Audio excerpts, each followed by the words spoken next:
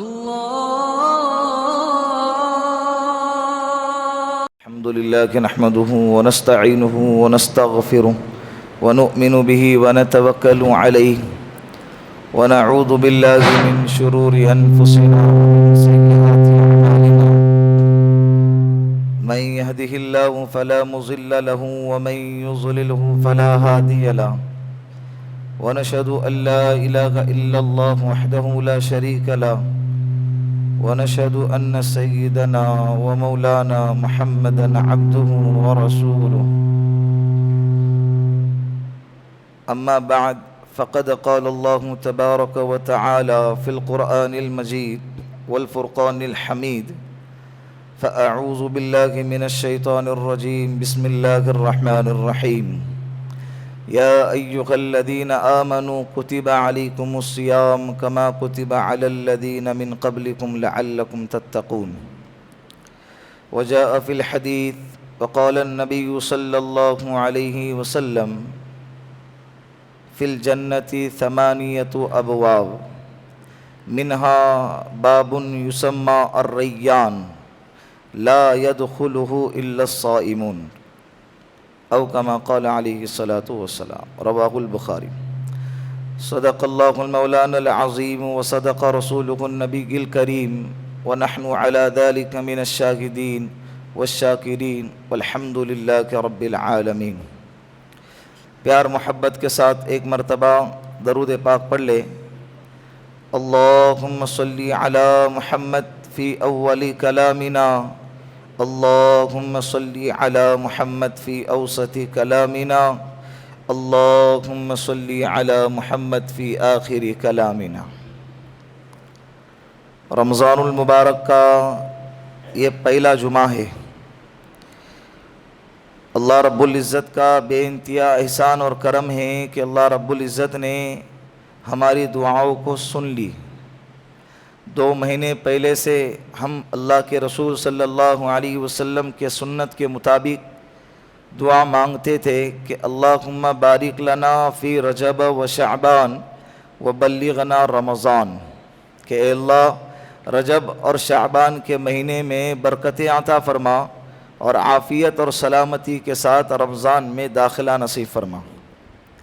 تو اللہ نے وہ دعا کو سن لیا اور ہم کو رمضان میں داخلہ نصیب فرما دیا، اس لیے کہ یہ مہینہ برکتوں والا مہینہ ہے، یہ عظمتوں والا مہینہ ہے، رحمتوں والا مہینہ ہے، مغفرت والا مہینہ ہے، اللہ سے جنت کو مانگنے والا طلب کرنے والا مہینہ ہے، تقوی اور پرہیزگاری والا مہینہ ہے، صبر والا مہینہ ہے، نیکیوں کے بہاؤ کا بڑھنے کا مہینہ ہے، سیزن کا مہینہ ہے۔ تو جس مہینے میں اتنے سارے صفات ہو، کوالٹیز ہوں، تو اس مہینے کے اندر داخل ہونا یہ خوش قسمتی نہیں تو اور کیا ہے۔ تو لہٰذا اللہ رب العزت نے اس امت پر اس مہینے کے اندر رمضان کے روزے فرض کر دیے ہیں۔ قرآن کریم میں اللہ رب العزت فرماتا ہے یا ایھا الذین آمنوا کتب علیکم الصیام، اے ایمان والو تم پر روزے فرض کر دیے گئے ہیں، اور یہ صرف تم پر نہیں ہے، کما کتب علی الذین من قبلکم، تم سے پہلے بھی جو قومیں تھیں ہم نے ان پر بھی روزے فرض کر دیے تھے، لعلکم تتقون، اور روزے جو فرض کرتا ہوں نا اللہ کہہ رہے ہیں اس لیے کرتا ہوں تاکہ تم تقوی والے بن جاؤ، تاکہ تم پرہیزگار بن جاؤ، تاکہ تم میرے قریب آنے والے بن جاؤ، تاکہ تم گناہوں سے بچنے والے بن جاؤ۔ اب اس آیت کریمہ میں 2 باتیں ہیں، ایک تو یہ کہ اللہ نے حکم دیا ہے کہ تم پر روزہ رکھنا فرض ہے، اور دوسرا اس امت کو تسلی دی ہے کہ اس روزے کے رکھنے میں جو تکلیف ہوں گی تو یہ آپ تنہا اکیلے اس تکلیف کو برداشت کرنے والے نہیں ہیں، بلکہ آپ سے پہلے بھی ایسی قومیں آئی ہیں جن پر میں نے روزے کو فرض کیا تھا۔ جب بندہ مصیبت میں ہوتا ہے نا اور اس کے سامنے کسی اور کی مصیبت کا تذکرہ کیا جاتا ہے تو اس کو اپنی مصیبت ہلکی لگنے لگتی ہے۔ تو روزے دار جب روزہ رکھیں گا اس کو تکلیف ہوں گی تو اللہ نے کہا گھبراؤ نہیں، آپ سے پہلے بھی لوگ آ چکے ہیں جن پر روزے فرض کر دیے گئے تھے. ہاں اچھا ٹھیک ہے, کوئی مسئلہ نہیں, اب روزہ رکھنا آسان ہو گیا. تو روزہ رکھنے سے اللہ رب العزت ہمارے اندر تقوی کی صفت پیدا کرتے ہیں. اگر کوئی بندہ مہینہ بھر روزہ رکھے اور روزہ رکھنے کے بعد اس کے اندر تقوی کی صفت پیدا نہ ہو تو گویا کہ اس کے روزہ رکھنے میں کچھ نہ کچھ غلطی اور کمی ضرور ہو رہی ہے. اسی لیے صحیح انداز میں روزہ رکھنا چاہیے. روزے کے اندر اللہ کے رسول صلی اللہ علیہ وسلم نے فرمایا دعاؤں کا اہتمام کرنا چاہیے. کس کا؟ دعاؤں کا اہتمام کرنا چاہیے. پیارے آقا علیہ الصلوۃ والسلام فرماتے ہیں کہ 3 لوگوں کی دعا اللہ کبھی رد نہیں فرماتے. نمبر 1 روزے دار کی دعا افطار کے وقت میں. نمبر 2 عادل بادشاہ کی دعا. اگر کوئی بادشاہ ہے اور انصاف پسند ہے اور انصاف کرتا ہے, عادل ہے, اللہ ایسے بادشاہ کی دعا رد نہیں فرماتے. اور تیسرا مظلوم کی دعا. اگر کوئی شخص ہے جس پر ظلم ہوا ہے اور اگر وہ ہاتھ اٹھائیں تو اللہ کے رسول نے فرمایا ایسے مظلوم کی دعا سیدھا عرش سے جا کر ٹکراتی ہے. اللہ ان 3 لوگوں کی دعا رد نہیں فرماتے. تو اس میں سے ایک روزے دار بھی ہے, اور خاص طور پر ذکر کیا گیا روزے دار کی دعا افطار کے وقت میں. اور عین افطار کے وقت میں ہماری حالت کیا ہوتی ہے ہم جانتے ہیں. یہ جو رمضان کا مہینہ ہے یہ پکوان کا مہینہ نہیں ہے, یہ شاپنگ کا مہینہ نہیں ہے, گھومنے پھرنے کا مہینہ نہیں ہے, یہ تجارت کا مہینہ نہیں ہے, یہ عبادت کا مہینہ ہے. یہ روزہ رکھ کر اللہ کو منانے کا مہینہ ہے. تو لہٰذا اس مہینے کے اندر جتنا ہو سکے اپنے آپ کو فضولیات سے بچانے کی کوشش کریں. افطار سے 15 منٹ 20 منٹ آدھا گھنٹہ پہلے اپنے آپ کو بھی اور اپنے گھر والوں کو بھی یہ کہیں کہ تم کام کاج سے کھانے پکانے سے بالکل فارغ ہو جائے, گیس چولہا وغیرہ سب بند کر دے, دسترخوان پر ساری نعمتیں بچھا دے. 15 سے 20 منٹ پہلے سارے گھر کے افراد, میاں ہوں بیوی ہوں بچے ہوں ماں باپ ہوں, سب کے سب دسترخوان پر بیٹھے ہوں اور اللہ سے دعا کر رہے ہو. عاجزی کے ساتھ اللہ سے مانگو. مانگنا نہیں آتا ہے پھر بھی مانگو ہاتھ اٹھا کے. رونا آتا ہے رونا نہیں آتا ہے رونے جیسی شکل بناؤ, اللہ کو پیار آئے گا. دن بھر روزہ رکھا ہوا ہے, چہرہ اترا ہوا ہے, تکلیف ہو رہی ہے, بھوک لگی ہے, لیکن اللہ تیرے لیے بھوکا رہا ہوں, اے اللہ تیرے لیے پیاسا رہا ہوں, میری یہ فلا حاجت ہے پوری فرما. لیکن عین اس وقت میں آخری لمحات میں عورت کچن میں کھجور لے کر جا رہی ہے, دعا کے الفاظ مائک سے جب کانوں میں گرتے ہیں, آواز مسجد سے آتی ہے, تو کچن میں عورت کھجور سے روزہ افطار کر رہی ہے اور چلتے پھرتے لوگ روزہ افطار کر رہے ہیں. کتنی بری بات ہے. اطمینان کے ساتھ دعاؤں میں اس قیمتی اوقات کو لگائے. اب روزے کے فضائل, روزہ رکھنا, وہ ساری چیزیں تو گزشتہ جمعہ کو بھی آپ کے سامنے آئی تھی. روزہ رکھنے کے بارے میں ایک اور حدیث ہے جو میں نے ابھی خطبے میں تلاوت فرمائی کہ آپ صلی اللہ علیہ وسلم نے فرمایا کہ فی الجنتی 8 ابواب, اللہ نے جنت کے 8 دروازے بنائے ہوئے ہیں. جہنم کے دروازے 7 ہیں اور جنت کے دروازے 8 ہیں.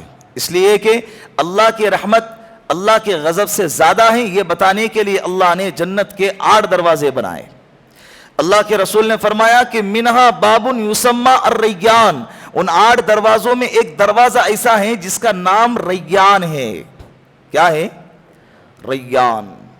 لا يدخلہ الا الصائمون, اس دروازے سے کوئی جا نہیں سکتا سوائے روزے دار کے. وہ اسپیشل دروازہ خاص طور پہ وی آئی پی کوٹے والوں کے لیے اس دروازے سے داخل کیا جائے گا. اور وی آئی پی کوٹے والے کون ہوں گے؟ جو روزے دار ہوں گے. انشاءاللہ اس مجمع میں بیٹھنے والے ارادہ کریں کہ ہم روزے داروں کا مطلب یہ ہے کہ رمضان کے روزے کے ساتھ سال بھر نفلی روزے کی بھی عادت رہے. پیر جمعرات کا روزہ ہے, ایام 20 کا روزہ ہے, عاشورے کا روزہ ہے, عرفے کا روزہ ہے, یہ نفلی روزے رکھنے کی بھی عادت ڈالیں. تو انشاءاللہ کل قیامت کے دن اللہ رب العزت ہمیں بھی اس باب الریان سے داخلہ نصیب فرمائیں گے. کریں گے نا انشاءاللہ. تو اب روزہ رکھنا ہے تو کس طرح سے رکھنا ہے, شریعت کے دائرے میں رہتے ہوئے روزہ رکھنا ہے, شریعت کے حدود کی پاسداری کرتے ہوئے روزہ رکھنا ہے, تو انشاءاللہ ہمارا روزہ قابل قبول ہے. ورنہ ہمارا بھوکا رہنے کے سوا کوئی اور کام نہیں ہوگا. اس کے مسائل کا جاننا بھی انتہا ضروری ہے. روز مرہ صبح سے شام تک لوگ اس کے مسائل پوچھتے رہتے ہیں, تو لہٰذا میں نے سوچا کہ جو ضروری مسائل ہیں آپ لوگوں کے سامنے اس مسائل کا تذکرہ کر کے اس کے جوابات دیے جائیں, تاکہ آپ کو سمجھنے میں اور اس پر عمل کرنے میں آسانی ہو. روزہ کس پر فرض ہے؟ روزہ رکھنا ہر مسلمان بالغ اور عاقل مرد ہو یا عورت ہو, ان لوگوں پر فرض ہے. بالغ ہو گیا اور عاقل ہے, عقل مند ہے, مجنون نہیں ہے, پاگل نہیں ہے, مرد ہو یا عورت ہو, ان لوگوں پر روزہ رکھنا فرض ہے. بات سمجھ میں آ گئی؟ مسلمان ہونا بھی شرط ہے.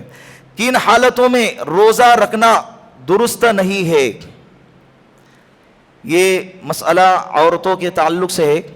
اگر کوئی عورت حیض کی حالت میں آ گئی یا کوئی عورت نفاس کی حالت میں ہے, نفاس کی حالت میں یعنی ولادت کے بعد, ڈیلیوری کے بعد جو خون نکلتا ہے اور جتنے ایام تک خون نکلے گا اس کو حالت نفاس کہیں گے, ایام نفاس. اور اس بیچ اگر رمضان آ گیا تو حیض والی عورت اور نفاس والی عورت دونوں عورتوں کے لیے ان حالت کے اندر روزہ رکھنا جائز بھی نہیں اور درست بھی نہیں ہے.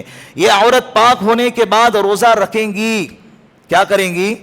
روزہ معاف نہیں ہے, نمازیں معاف ہے ان ایام کی, لیکن روزہ معاف نہیں ہے. کن حالتوں میں روزہ نہ رکھنا مباح ہے؟ یعنی گنجائش دی ہے شریعت نے کہ ان حالت میں آپ روزہ نہ رکھے تو بھی چلیں گا. تو وہ حالت کیا ہے؟ بیماری. اگر کسی کو بیماری ہے اور وہ روزہ برداشت نہیں کر سکتا.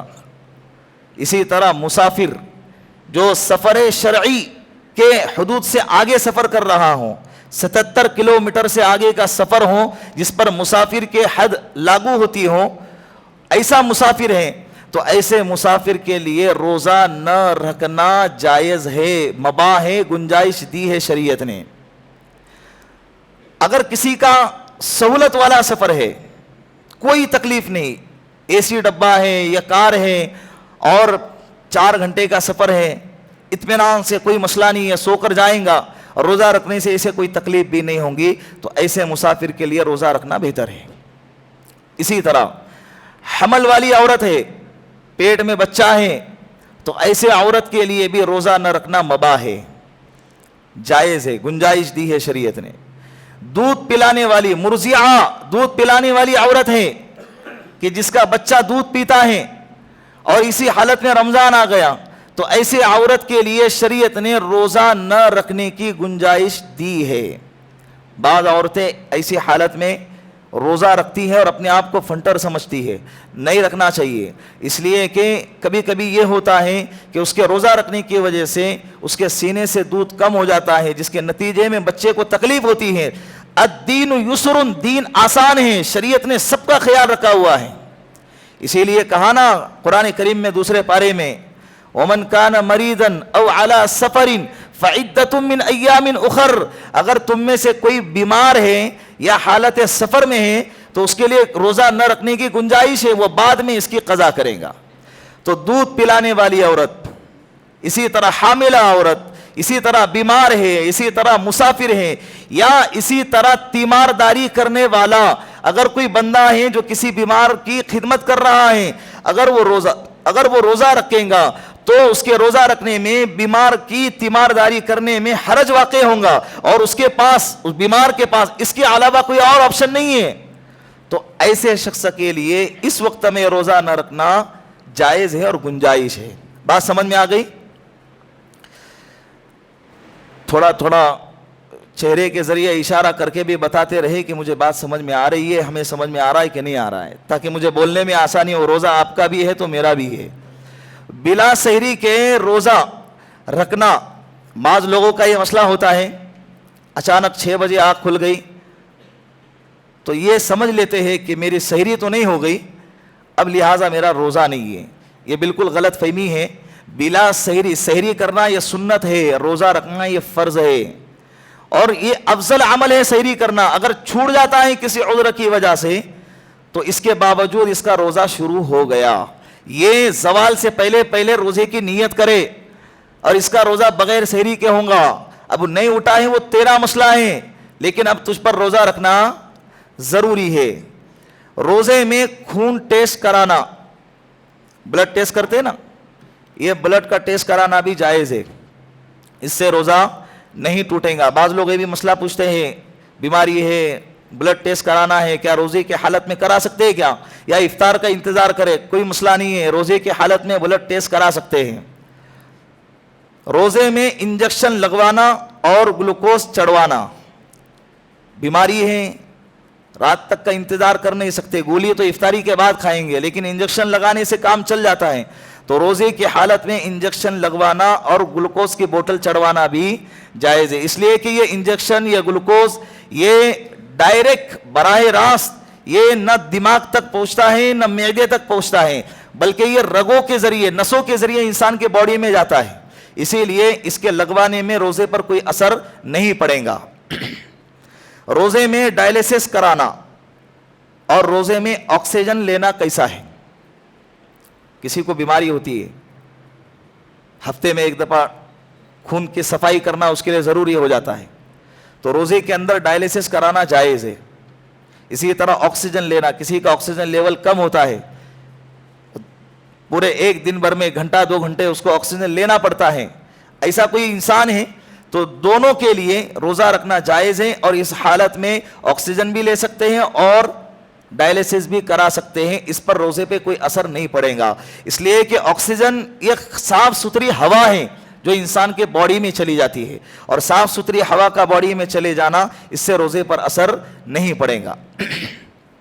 خود بخود قے کرنا, خود بخود قے کا ہو جانا, الٹی ہو گئی کسی کو, متلی آنے لگی, 12-1 بجے نیند میں سے اڑ گیا, اچانک الٹی ہو گئی, تو اگر الٹی خود بخود ہو گئی, الٹی کے ہونے کے 2 قسم ہیں, ایک تو خود بخود ہو گئی یا ایک انگلی ڈال ڈال کے اس کو نکال دیا.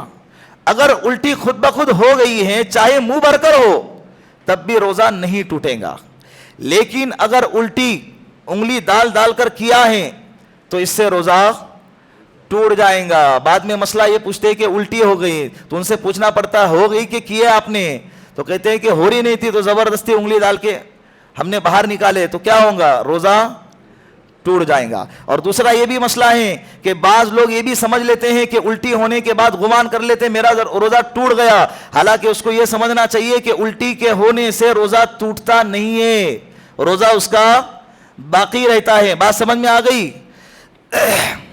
دانت سے خون نکلا مگر اندر نہیں گیا, بعض لوگوں کے دانت سے خون نکلتا ہے کبھی کبھی, تو اگر حلق کے ذریعے اندر چلا گیا تو روزہ ٹوٹ جائے گا, لیکن اگر دانت سے خون نکلا اور اس کو تھوک دیا باہر تو اس سے روزہ نہیں ٹوٹے گا. حالت جنابت میں صبح کرنا, حالت جنابت میں صبح کرنا یعنی صبح ہو گئی, سحری کا وقت ہو گیا اور اس کو غسل کا تقاضا ہے, اتنا ٹائم باقی ہے کہ یا تو غسل کرے گا یا سحری کرے گا, تو اس کے لیے سحری کرنا جائز ہے, اور سحری کرنے کے بعد اگر صبح صادق بھی ہو گئی تو بعد میں غسل بھی کر لیں گا تب بھی اس کا روزہ ہو جائے گا. روزے میں مسواک کرنا, روزے میں مسواک کرنا جائز ہی نہیں بلکہ مستحب عمل ہے. آپ صلی اللہ علیہ وسلم حالت روزہ میں مسواک بھی کرتے تھے, لہذا ہمیں بھی چاہیے کہ روزے کی حالت میں, بلکہ مسواک والی سنت تو پورے سال رکھنا چاہیے, اس کے بے شمار فوائد ہیں. ایک سب سے بڑا فائدہ یہ ہے کہ مرتے وقت تک کلمہ نصیب ہوتا ہے. کتنا بڑا فائدہ ہے, موت کس کی کب کیسے حالت میں آ جائے یہ کسی کو نہیں معلوم ہے, لیکن اللہ کے رسول نے فرمایا کہ جو بندہ مسواک کا عادی ہو اللہ اس کے لیے موت پر اس کے زبان سے کلمہ جاری کروا دیتے ہیں, اور جو نماز مسواک کے ساتھ پڑھی جائے وہ بغیر مسواک کے نماز کے مقابلے میں 27 درجے زیادہ ثواب رکھتی ہے. کتنے؟ اور یہ امام کے لیے بھی اور مقتدی کے لیے بھی ہے. تو لہذا مسواک کی عادت ڈالے, یہ سنت ہے. اللہ کے رسول کا آخری وقت چل رہا ہے, امی عائشہ فرماتی ہے کہ میرا بھائی عبد الرحمن بن ابو بکر تشریف لائے تو ان کے ہاتھ میں مسواک تھی. اللہ کے رسول اپنی آنکھوں سے مسواک کی طرف دیکھ رہے. میں سمجھ گئی, وہ مزاج شناس تھی امی عائشہ, وہ سمجھ گئی کہ اللہ کے رسول کو مسواک کی حاجت ہے. میں نے ان سے مسواک لی, لیکن چبا نہیں سکتے تھے بیماری کی وجہ سے, تو میں نے اپنے دانتوں سے اس کو چبایا اور اس کو نرم کر کے اللہ کے رسول کے منہ مبارک کے اندر داخل کیا اور مسواک کیا, اور اللہ کے رسول کا انتقال ہو گیا. امی فرماتی ہے یہ مجھے شرف ہے کہ اللہ کے رسول دنیا سے اللہ کے پاس رفیق اعلیٰ سے جا ملے اس حالت میں کہ اللہ کے رسول کے منہ مبارک کے اندر میرا لعاب تھا. میرا کیا تھا؟ لعاب تھا. تو مسواک یہ بہت افضل عمل ہے, اس کی عادت ڈالے. 20-30 روپے کی مسواک ملتی ہے, اس کی عادت ڈالیں. اور جیب میں رکھنے میں دشواری ہوتی ہے تو کوئی جگہ وضو کی متعین ہوتی ہے نا, کسی کے گھر میں ہوتی ہے, کسی کے وضو مسجد کے وضو خانے میں ہوتی ہے, تو 2 مسواک لے کے ایک گھر میں رکھے اور ایک مسجد میں لا کر رکھے. اور جیب میں رکھنے میں کیا حرج ہے؟ بڑے بڑے موبائل جب جیب میں رکھنا آسان ہو جاتا ہے تو اتنی سی مسواک رکھنا اور بھی زیادہ آسان ہے. روزے کی حالت میں احتلام ہو گیا, روزہ نہیں ٹوٹے گا, روزے پہ کوئی فرق نہیں پڑے گا.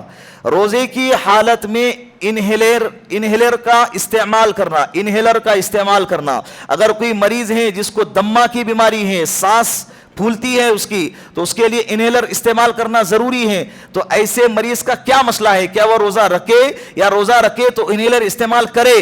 تو اس کے بارے میں آپ سمجھ لیں کہ علماء کرام نے اس معاملے میں 3 علماء کی رائے ہے. ایک بر صغیر علماء کی, ملک ہندوستان, ملک پاکستان وغیرہ, ملیشیا, اور ایک عرب علماء کی رائے, اور تیسرا جمہور علماء کی جو احتیاط کی طرف جاتی ہے.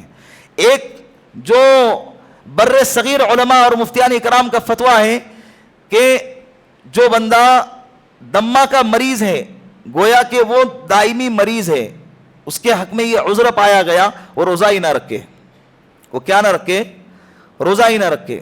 اللہ نے اگر بعد میں اس کو صحت دی ہے تو اس روزے کی قضا کرے, اور اگر صحت نہیں دی ہے تو اس روزے کا فدیہ ادا کرے. یہ بر صغیر کی مفتیان اکرام کا فتویٰ ہے. دوسرا, دمہ کے مریضوں کے لیے انہیلر کا استعمال کرنا. وہ کہتے ہیں کہ روزہ رکھے گا, روزہ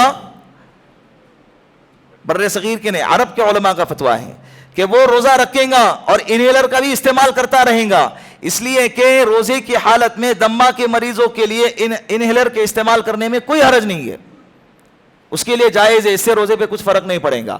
تیسرا فتویٰ جو جمہور کا ہے وہ کہتے ہیں کہ دمہ کا مریض روزہ بھی رکھیں گا, اور اگر ایسا دمہ کا مریض ہے کہ انہیلر استعمال کرنا ضروری ہے تو وہ استعمال بھی کریں گا, لیکن بعد میں ان روزوں کی قضا بھی کریں گا.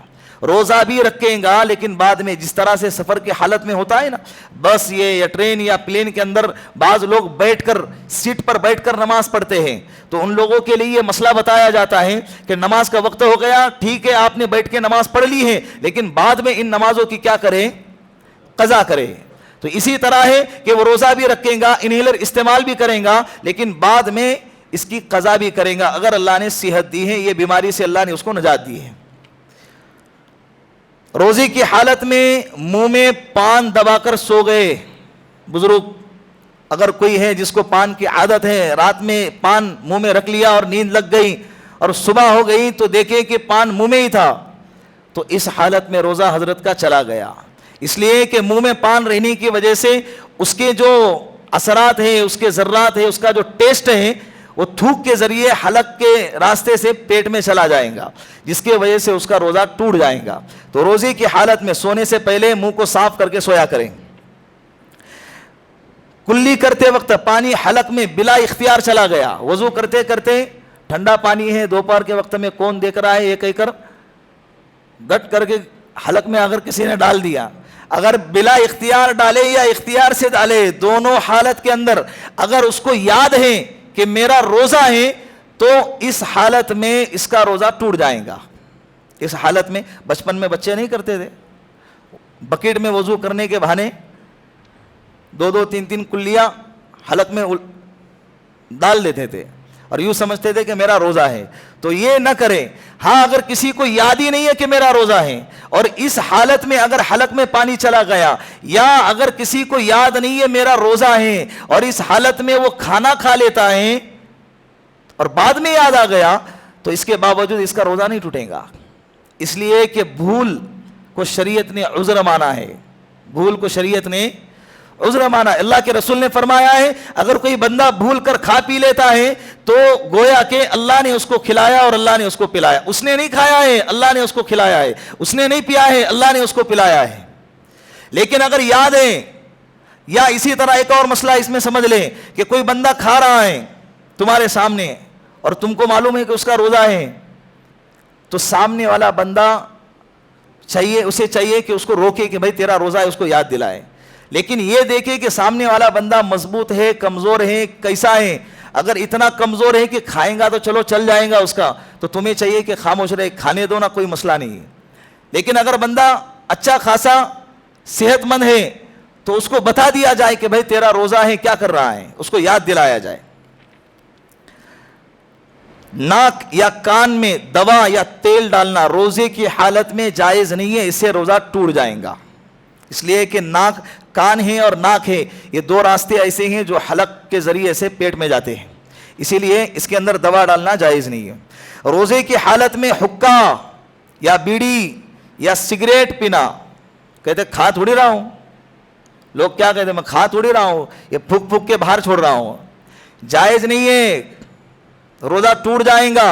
ہاں اس پر قضا ہے, کفارہ نہیں ہے, ان پر روزے کی قضا ہے, کفارہ نہیں ہے, لیکن روزہ ٹوٹ جائے گا. سگریٹ پینے والے بھی اور اسی طرح حقہ پینے والے بھی اور اسی طرح بیڑی پینے والے بھی سن لیں کہ اس سے روزہ ٹوٹ جاتا ہے. روزے کا ٹوٹنے کا کفارہ کیا ہے؟ اگر کوئی بندہ صحت مند ہے, کوئی بیماری نہیں, کوئی سفر نہیں, کوئی حمل نہیں, کوئی دودھ پلانے والی عورت نہیں ہے, کوئی تیمارداری کرنے والا نہیں ہے, کوئی عذر اس کے حق میں نہیں ہے, اس کے باوجود یہ بندہ ہلکی سی بھوک پر جان بوجھ کر اگر روزہ توڑ دیتا ہے, جان بوجھ کر اگر کھاتا ہے یا پیتا ہے یا بیوی کے ساتھ جمع کرتا ہے, تو ایسے بندے کا روزہ ٹوٹ جائے گا. اس بندے پر روزہ رکھنا, روزے کی قضا کرنا بھی ضروری اور اس کے اوپر کفارہ بھی لازم ہے. کفارہ کیا ہے؟ کفارہ کی 3 شکلیں ہیں روزے کے کفارے کی. یہ صرف فرض و روزی کی بات کر رہا ہوں, نفل روزے میں اگر توڑ دیا اس کی قضا ہے, اس کا کفارہ نہیں ہے. کفارہ صرف فرض و روزے کا ہوتا ہے. اگر کوئی بندہ اس مہینے میں روزہ توڑ دیتا ہے تو اس کے اوپر کفارہ لازم ہے. کفارہ کی 3 شکلیں ہیں. 1 نمبر غلام آزاد کرنا ہے, ایک غلام آزاد کرنا ہے, لیکن آج غلاموں کا دور رہا نہیں ہے, تو لہذا 60 مسکینوں کو صبح اور شام 60 دن تک کھانا کھلانا ہے. کتنے دن؟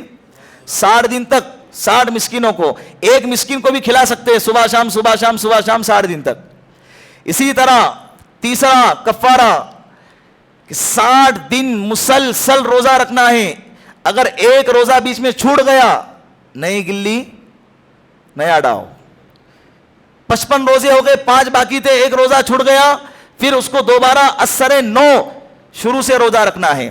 60 روزے رکھیں گا تو پہلے جو رمضان میں روزہ توڑا ہے اس کا کفارہ تو ادا ہو جائے گا. لیکن اللہ کے رسول صلی اللہ علیہ وسلم نے فرمایا کہ رمضان کے روزے کی اہمیت اتنی زیادہ ہے کہ اگر کوئی بندہ جان بوجھ کے رمضان کا روزہ چھوڑے گا, پوری زندگی بھی اگر اس کے کفارے میں روزہ رکھیں گا تو اس والے روزے کی فضیلت کہاں سے لائیں گا؟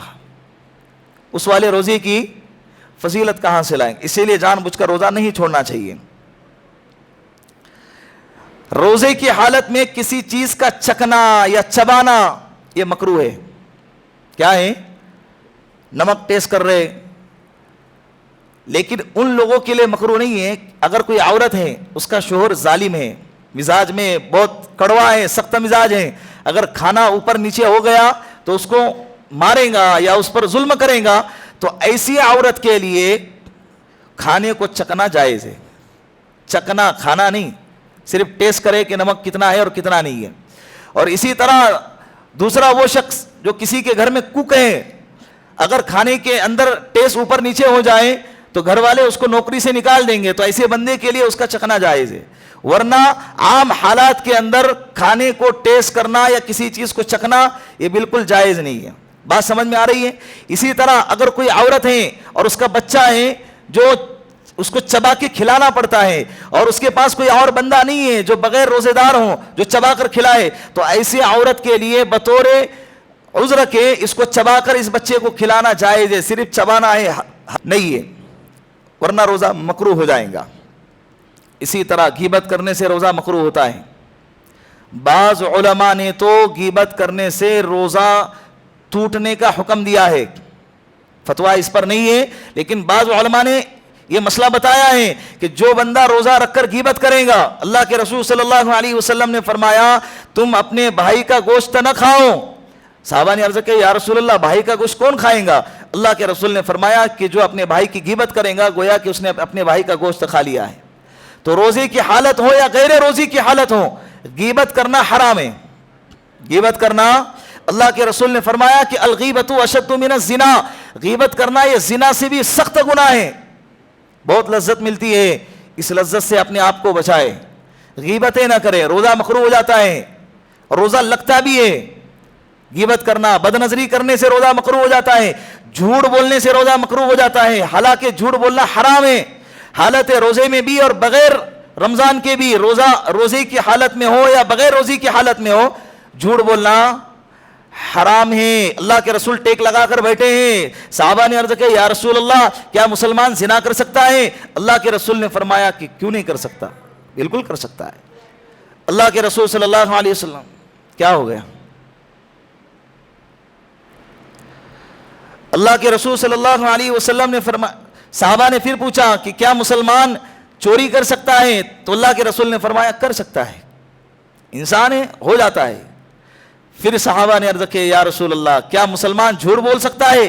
ٹیک لگا کر بیٹھے ہوئے سرکار، آقا ٹیک لگانے سے اڑ گئے اور فرمایا کہ نہیں، مسلمان سب کچھ کر سکتا ہے لیکن جھوٹ نہیں بول سکتا۔ آج جھوٹ بولنے کو کمال سمجھا جاتا ہے، ہنر سمجھا جاتا ہے، چترائی سمجھا جاتا ہے، عقل مندی اور چالاکی سمجھا جاتا ہے۔ دیکھا کیسا پنایا اس کو میں نے، دیکھا کیسے گھمایا اس کو میں نے، یہ گھمایا تم نے سامنے والے کو، اللہ کو تو نہیں گھما سکتے نا، اللہ کو تو دھوکہ نہیں دے سکتے نا، اللہ تو سب جانتا ہے، اگلا پچھلا ظاہر باطن، صبح شام، رات ہو یا دن ہو، صبح ہو یا شام ہو، اندھیرا جو بھی ہے، اللہ سب کچھ جانتا ہے اور دیکھتا ہے، اللہ کو دھوکہ نہیں دے سکتے۔ تو روزے کی حالت میں جھوٹ بھی بولنا جائز نہیں ہے، جھوٹ تو کسی بھی حالت میں جائز نہیں ہے، روزہ مکروہ ہو جاتا ہے۔ زیادہ سونے سے بھی روزہ مکروہ ہو جاتا ہے، زیادہ سونے سے روزہ مکروہ ہو جاتا ہے۔ حضرت صبح سوئے، ظہر میں اٹھے، پھر ظہر کی نماز پڑھ لیے، پھر سوئے، عصر میں اٹھے، پھر سوئے، پھر افطار کے وقت میں حضرت کو جگایا گیا، حضرت دسترخوان لگ گیا ہے، اس سے روزہ مکروہ ہو جاتا ہے۔ ٹوتھ پیسٹ یا منجن استعمال کرنا، برش کرنا، اس سے روزہ مکروہ ہو جاتا ہے، نہیں کرنا چاہیے۔ مسواک کی عادت ڈالے، اس سے روزہ مکروہ، اس لیے کہ وہ جو پیسٹ ہے اس کا ٹیسٹ انسان کے حلق کے ذریعے اندر جانے کا خطرہ ہے۔ بیوی سے دل لگی کرنا، اگر آگے بڑھنے کا خطرہ ہے تو پہلے ہی بریک لگا دے، سمجھ میں آئی بات؟ تو دل لگی کرنا جائز نہیں ہے، مکروہ ہے، اس سے روزہ مکروہ ہو جاتا ہے۔ کتنی پابندیاں ہے روزے کی حالت میں۔ جب سگی بیوی کا، بیوی سگی ہوتی ہے، بیوی ہے جو حلال ہے کہ جس سے دل لگی کرنے کو روزے میں مکروہ قرار دیا گیا ہے، تو جو رشتے حرام ہیں ان رشتوں کے ساتھ دل لگی کرنا، ان رشتوں کے ساتھ بات چیت کرنا کتنا بڑا جرم اور کتنا بڑا گناہ ہوگا، سوچو۔ وہ آزار جن کی وجہ سے روزہ توڑنا جائز ہے، جان کا خطرہ ہے، بیماری کے بڑھنے کا اندیشہ ہے، تو ایسی حالت میں روزہ توڑنا جائز ہے۔ بات سمجھ میں آ گئی؟ ایسی حالت میں روزہ توڑنا جائز ہے۔ حاملہ عورت کے لیے، دودھ پلانے والی عورت کے لیے روزہ تو رکھا ہے، لیکن دوپہر کے وقت میں حالت بگڑ گئی تو ایسے وقت میں روزہ توڑنا جائز ہے۔ روزے کا احترام کرے، رمضان کا احترام کرے، روزے کا احترام کرے، رمضان کا احترام کرے۔ بعض لوگ اتنے بے غیرت ہوتے ہیں، معذرت کے ساتھ اللہ معاف فرمائے، میں آپ لوگوں سے میں معافی چاہتا ہوں، اتنے بے غیرت ہوتے ہیں کہ روزہ تو رکھتے نہیں ہے، اللہ کی نافرمانی تو کرتے ہی کرتے ہیں، لیکن اتنی بغاوت، اتنی دھڑلے سے بغاوت کرتے ہیں کہ بھرے بازار کے اندر گٹکا کھاتے ہیں، تمباکو کھاتے ہیں، چائے پیتے ہیں، اور لوگوں کو بتاتے ہیں کہ روزہ ہے تو تم لوگوں کے لیے ہے۔ اللہ نے جو اتنا بہترین اور اتنے عظمت والا مہینہ جو ہم کو دیا ہے، اس کی عظمت میرے نظر میں نہیں ہے، وہ ہوں گی کس کے نظر میں ہوں گی؟ وہ ہمارے نظر میں نہیں ہے۔ یہ حرام ہے، یہ بالکل سخت گناہ کبیرہ ہے۔ اللہ کے رسول صلی اللہ علیہ وسلم کے شہر مبارک کے اندر، مدینے کے اندر ایک یہودی رہتا تھا، اس کا ایک بچہ تھا، روزے کے رمضان کا مہینہ آیا، اس کا بچہ دن کی حالت میں راستے میں کھاتے ہوئے چل رہا تھا، تو اس یہودی نے اپنے بچے کے گال پہ ایک تماچا لگا دیا اور کہنے لگا کہ تجھے معلوم نہیں ہے مسلمانوں کا روزہ چل رہا ہے اور تو دن میں کھاتے ہوئے چل رہا ہے؟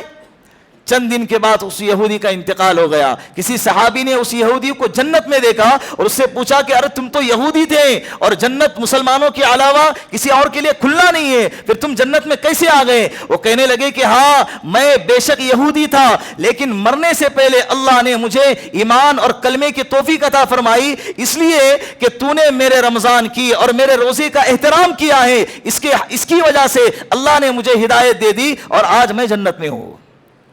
ایک یہودی روزے کا احترام کرے اور جنت میں چلا جائے، اور ایک مسلمان ایک روزے اور رمضان کا بے احترامی کر کے جہنم میں چلا جائے، یہ کتنی بڑی بد نصیبی ہے؟ بولو، ہے نا بد نصیبی؟ اسی لیے روزے کا احترام کریں گے نا انشاءاللہ۔ اللہ رب العزت ان باتوں پر ہم سب کو عمل کرنے کی توفیق عطا فرمائے۔